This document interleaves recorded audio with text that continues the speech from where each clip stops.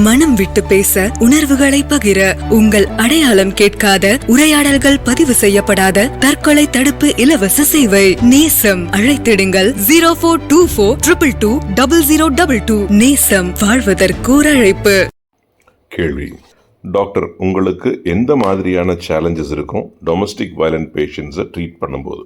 அதாவது வன்கொடுமையால் பாதிக்கப்பட்டவர்களுக்கு குடும்பத்துக்குள்ளேயே தகாத வார்த்தைகளாலோ, உணர்வு ரீதியாகவோ, மன ரீதியாகவோ, உடல் ரீதியாகவோ கொடுமைப்படுத்தப்படுபவர்களுக்கு சிகிச்சை அளிப்பதில் எது கடினமான விஷயம்னு கேட்குறாங்க.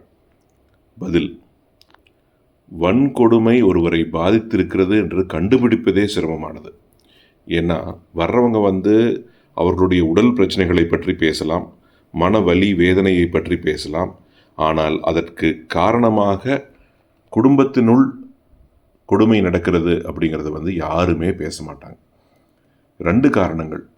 ஒன்று, ஒரு குடும்பத்தினரை காட்டி கொடுக்க முடியாது 3வது மனிதரிடம், அது ஒன்று. 2வது, காட்டி கொடுத்தால் அதற்கு விளைவுகள் இருக்கும், அவங்க மறுபடியும் அது வீட்டில் போய் அந்த கொடுமையை சந்திக்க வேண்டியிருக்கும் என்பது.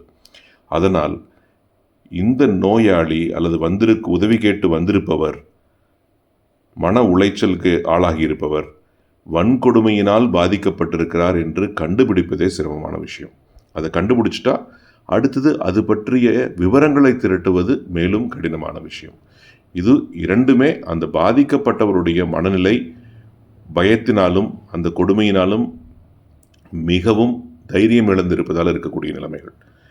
இந்த 2ஐயும் ஒருத்தர் தாண்டி எனக்கு வன்கொடுமை நடக்கிறது, அதனால்தான் நான் மன உளைச்சல் இருக்கிறேன், இதுதான் விவரங்கள் என்று சொல்லிவிட்டால் அதன் பிறகு எடுக்கப்படக்கூடிய படிநிலைகள் சுலபமானவை என்னை சொல்லலாம்.